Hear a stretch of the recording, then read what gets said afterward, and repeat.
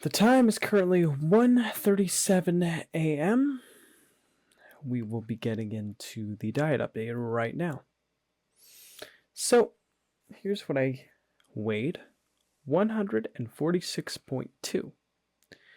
Honestly, well, kind of bummed out by that. That's 0.4 pounds up from yesterday. Very sad. Moving on, the food eaten today included a 2 eggs on 2 keto breads that were toasted with butter, scrambled egg with zero sugar ketchup in a spinach Mission Zero Net Carb tortilla, and what else did I have? I had steak that was seasoned with salt, pepper, and soy sauce, with peas and A&W zero sugar. That was really good. I had a macchiato with zero sugar pistachios. Zero sugar pistachio syrup. That was pretty solid. I also put a little sprinkling of some pumpkin spice on there to give it a little more flavor. And then at the very end of the day, right after 12 o'clock hit, which means today is officially now cheat day, I was making cookie batter at the time, and I took a little bit of cookie dough, which basically just means I'm no longer in ketosis, and it's a free-for-all for all day today. I plan on waking up early in the morning so I can go out and have breakfast with my mom and our family friend. I'd like to invite my sister, but I think she'll probably be in bed by then. All right, well, any exercise? No. Moving on, I had a pretty solid day today. It all started waking up early in the morning. I remember getting up at around 8:30. I was greeted by my mom and our family friend. They already made their breakfast, and had they known that I was getting up, they would have made me some, but their breakfast was done and they wanted to eat it while it was hot, which was an egg on toast for them. So I decided to make my own eggs on toast. So I made that, and it was very good. Then afterwards, I remember my mom and I hung out in the den when our family friend left to get some business done. So we found out that there was a new Y-Files that recently released. This one was interesting because it was about apparently the predictions for the rise and fall of Hitler. So yeah, it was a pretty interesting video for sure. Basically, all you need to know about it is that people make prophecies all the time, but what really makes something come true is how much a larger group of people end up believing in it or not. If no one believes in it, then it's not going to come true. But if a lot of people believe in it, then it probably will come true.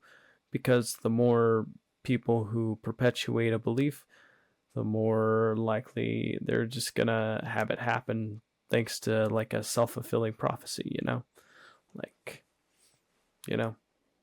So yeah, that was the video. And then after we watched that, I remember, oh yeah, we did watch a video earlier where there was a guy who was talking about some weird blurred out structures off the coast of California. I forget the exact location, but there was like a location area that originally looked like it was like pillars holding up a giant flat landmass that was under the waves. But then recently, all of that was blurred out. And my mom even asked Google AI why they would blur it out. And its answer was originally, oh, because, people might want a private vacation or something. I forget exactly what it said. But then she asked again, and then it gave a completely different answer, saying there is more than likely secret military bases that are hidden under the water that they use to practice more advanced machinery like drones or missiles or things like that. So I thought it was interesting. It went back on its answer. I'm like, what's going on there? Really fascinating. Well, moving along, after we were done watching that video and the Y-Files, I remember I said I wanted to work on my brain jam. So I went to do that, and instead of doing brain jam, I decided to spend a portion of my time re-editing a video that I was working on late last year, which was like a AI cartoon based on an old script that was written by someone else, not me. It was sort of like wouldn't it be funny if I did this kind of like project kind of deal where I took this content creator I used to watch who I thought made good content. The name of the creator is Mr. Enter, by the way. And then I later started applying critical thinking to the videos and to what I was doing with my time. And I was like, wait a minute, why am I watching this guy? I need to stop. But during that time, he was working on a cartoon called Growing Around, and he wanted to turn it into like a show, like an indie show in the same vein as something like Hell of a Boss or The Amazing Digital Circus, right? Probably less edgy and more childish, I would imagine, based on the premise, which the premise is the kids have the role of adults and adults have the role of kids, and was based on a Shorty McShort's Disney short that he watched back in the day. And he said, the execution was really bad, but I could do it right. I'm the best. And me and all my wisdom back when I used to watch this guy thought, yeah, he probably could do a good job. And when he started releasing drawings and stuff, which a lot of them were bad, some of them were okay though, but the ones that were okay were done by people who weren't him. The project ultimately ended up going nowhere because he kind of started pushing away people who would have been willing to work with him, and ultimately it just ended up going nowhere. So yeah, he even tried starting a campaign where he asked for $350,000 so he could fund the series, and then have continuous funding through Patreon and things like that. He ended up only making $10,000 of his goal. Thankfully, he chose fixed funding, so that meant that all the money was reimbursed to the people who wanted to donate. But, it is interesting that I thought that was going to work out. Yeah.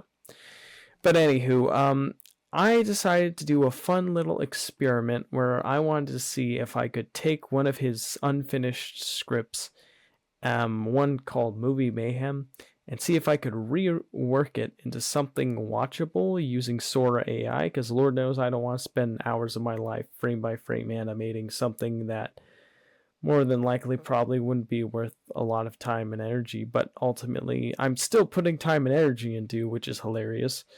But at least I'm not fully animating the thing. The stuff that I actually want to put my heart and soul into, I'm going to animate frame by frame and really give it my all. But things that I'm don't really want to put my all into this, I'll just have the Sora do it instead. well, for this project in particular. And that's what happened here. And yeah, I've just been going scene by scene with the script, and I've been taking like what the characters say, and sometimes I change it around, sometimes I cut out dialogue, sometimes I rewrite the entire scene completely into something different. So it's like not even the same story by the time I'm done with it. And I've got like about like 4 minutes generated, and I don't know, like I'm just editing the footage that I ended up generating and have. I'm not sure if I'm going to go ahead and finish the project by generating the rest of the footage, or if I'm just doing this to play catch up to where I was before, like I lost all the data from a file transfer of video transfer. But yeah, because my Google Drive was running out of storage, and I needed to bring my storage on my phone to my SSD so that way I could, use my Gmail and stuff like that. So yeah, anywho, moving along. So I decided to spend like probably 2 hours of my life working on this project. And yeah, I mean, I was able to get a pretty good amount done, but by the time I was like, got like a minute of editing done by going through all the old footage that was generated, I swear to goodness, like I felt so lethargic and like heavy headed and like mentally exhausted from the whole process that like I just wanted to stop. So I stopped. I went out. My sister was awake. I told her about the project I was working on. Then I asked if she'd be interested in watching like a mini documentary about the guy I was talking about. She said sure. So we both watched a documentary made by one of my favorite YouTube content creators currently, Simeon Jimmy, where he basically talks about the Growing Around book that Mr. Enter wrote in an attempt to spread some more awareness and provide as sort of a proof of concept for the series he's trying to put together. But the problem with the book is that like the character in the book is extremely mean-spirited, to the point of being irreprehensibly unlikable. The world's logic doesn't make a lick of sense at all. For example, they have like trading cards and that's their currency in the world, but instead of like rare cards being more valuable than standard cards, all of the cards are like priced at the same value, which again doesn't make any sense. And then the adults are pretty much like locked into perpetual servitude in this universe, which is honestly nightmare fuel. So clearly, this world was not well thought out, and it was just, it was just a silly, dumb one-off short for Shorty McShortshorts. They just probably spun together in an afternoon, and yet you have this grown man spending the better part of a decade of his life trying to realize this project, only to have it embarrassingly blow up in his face with when he tries to release and get people to see it. And the cartoon community can be a bit overly like, oh, he's doing his thing, like a bit too nice sometimes.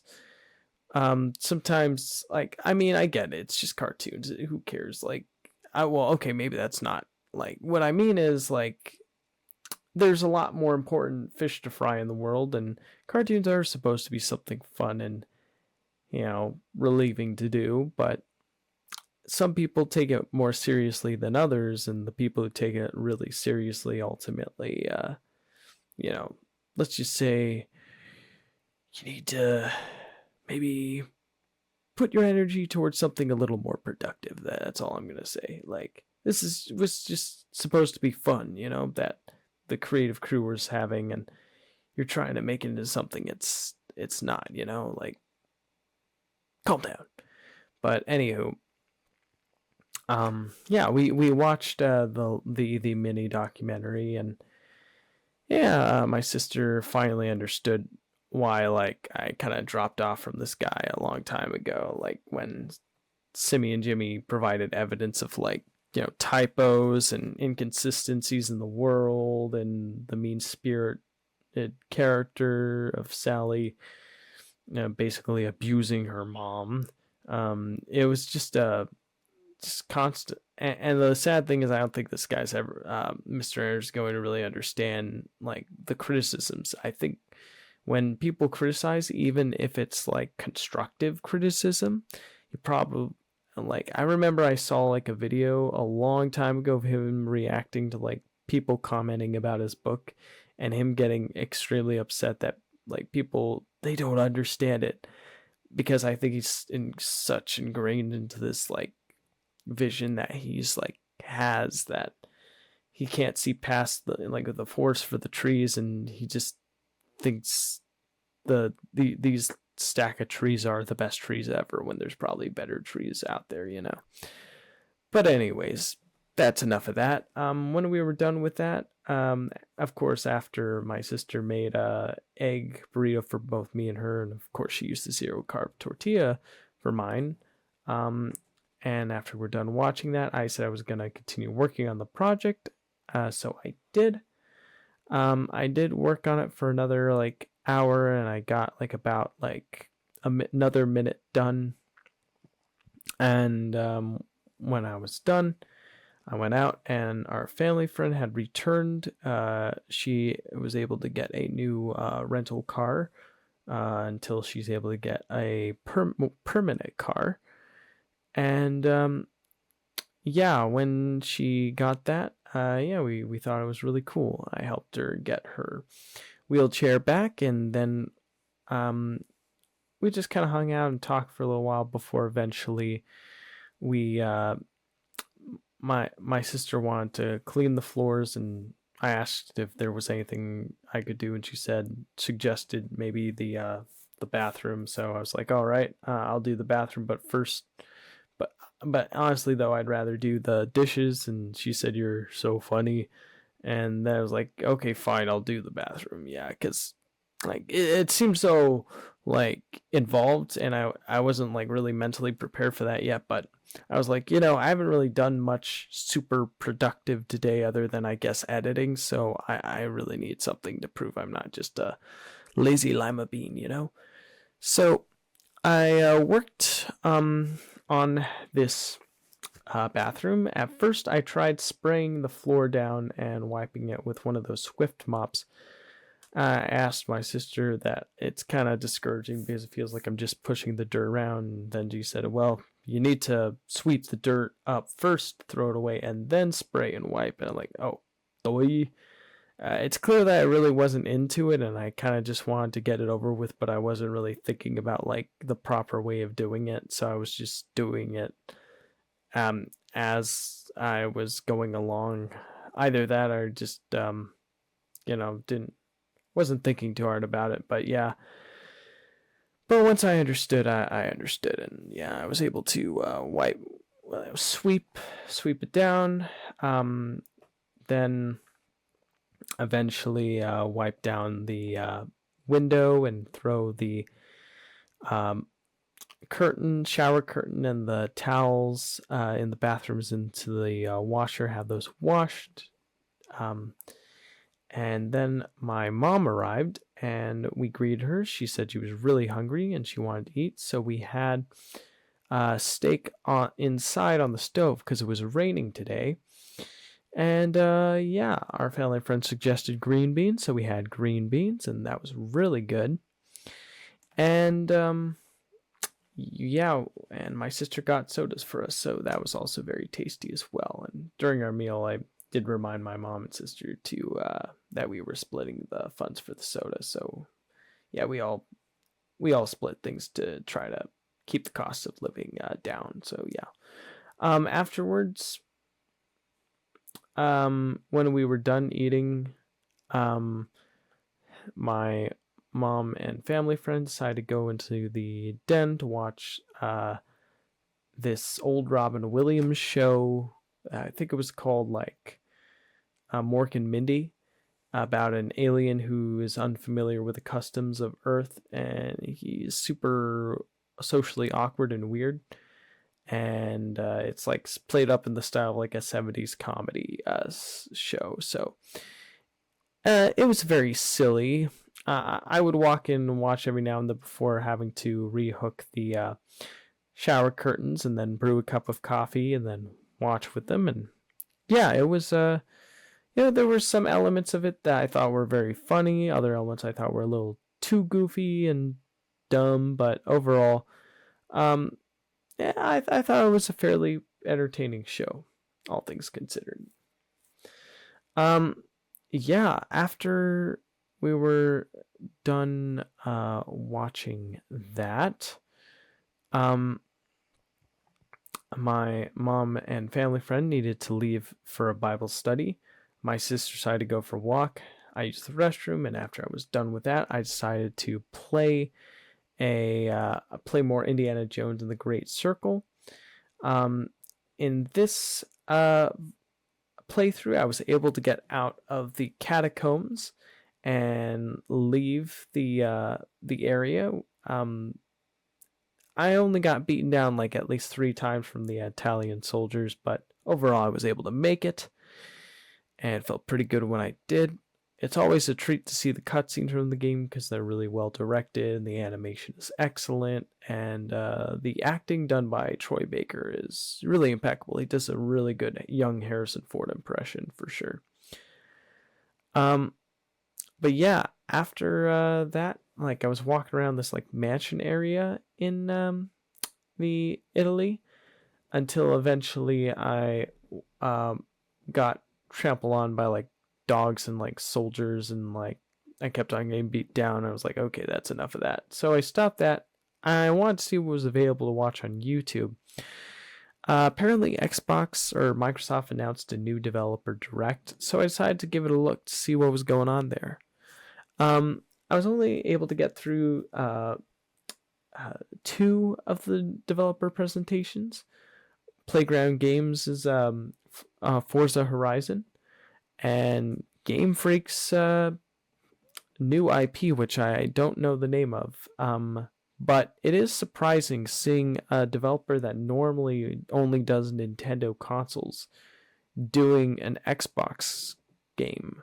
Like, and considering Xbox is pretty much like dead at this point, and their penetration of the market is very minimal, the fact that like Game Freak even was like, sure, we'll do it, was pretty an interesting choice for them. But it is cool seeing them stretch their creative legs and go into new territory, because I feel like they've just been making like the same game forever now, and honestly, like the visuals aren't really that you know, like compelling compared to a lot of other games that were available on both Switch and Switch 2. It's like, and then they're showing their like creative artistic chops with this game, and you're like, dang, so you can do like detailed visuals. I guess you just need a device more powerful like an Xbox Series X to do it.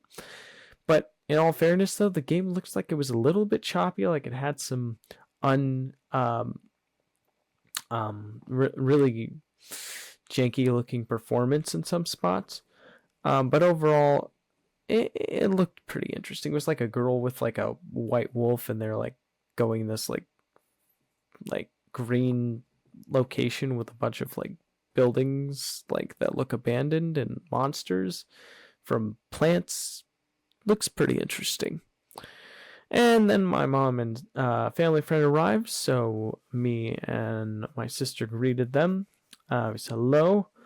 My mom joked about how she was like asking me about like Adam and Eve, and if I was Adam, would I go with Eve and take the apple, or would I not eat the apple and just wait for God to create a new lady? And I chose the second option because, in the wise words of Spock, the needs of the many outweigh the needs of the few. But my mom thought that was hilarious because, like, this is like the only lady you've ever known, and you're telling me you just avoid her after she ate the fruit? I'm like, yeah, I don't want to die and suffer for the rest of eternity. No, thank you. So yeah, that was my answer. And then she told her family friend of my sister, and they thought it was hilarious. And they both said, "Yep, skip, delete." Boop. And yeah, they were having a little laugh about it. Um, then I remember that I went into my room. I was like, you know what? I'm just going to do some brain jam for 20 minutes, and I'm going to do my line drawing for 20 minutes.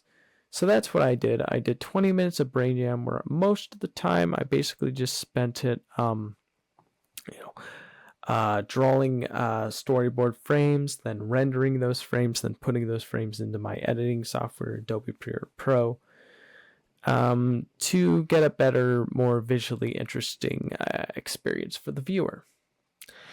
And then after that, I did some line work, and sorry about that. I don't know if you can see it. There's my line work right there. Yeah.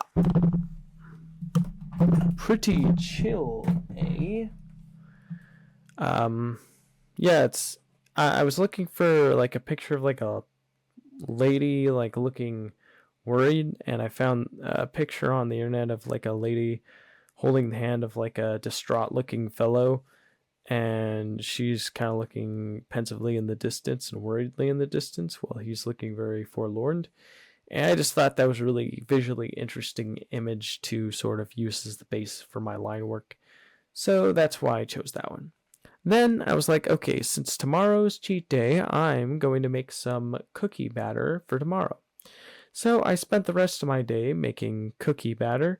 I had to brown the butter, I had to chill the butter, I had to measure out the ingredients perfectly. I mixed everything together. All of this, and then of course clean some of the dishes in the sink because they were in the way of me doing what I needed to do. And during this whole experience, I was listening to some Simi and Jimmy Treehouse podcasts, them reviewing movies. And yeah, there were some funny things said, like Iggy Eggman Rodriguez, one of the hosts, wants to run for president in 2028, and he's going to launch like a campaign, and he's going to do it every year until like either he dies or he wins. So I just think that's funny. And then another funny thing was like Iggy also stated he's like listening to binaural beats as like a joke in the video during one of the scenes they were talking about an Ari Aster movie. And it's like, oh my gosh, that's disturbing, but the fact he's bringing up binaural beats is like hilarious because I've been listening to those too. And I even told my sister, and she said I would totally vote for Iggy. So yeah, he's got our votes. 2028, Iggy. And yeah, and then I was listening to like the Simi and Jimmy and Iggy interviewing a guy who made like a terrible movie called like Bikini Guillotine, where it's just a bunch of like ladies like talking to each other in a pool, and this guy is like the director is like so delusional, like he's saying, yeah, I'm really trying to find my voice, I'm really trying to make the best thing I possibly can, it's gonna be great, I swear. And it's like you look at the footage and it's just like the audio is awful, and it's literally just a camera sitting on like filming these like ladies just saying barely audible dialogue, and it's like it looks like the worst thing ever. And I mean, I appreciate that he was really passionate in the interview, but honestly it just made it even more funny and hilarious because he's like hyping up this project, and the project like he's talking about is like one of the worst things I've ever seen in my life. So yeah, pretty funny. Then I decided to take my vitamins. I put away the cookie dough. I tried a little bit of cookie dough because it was like 12 afterwards.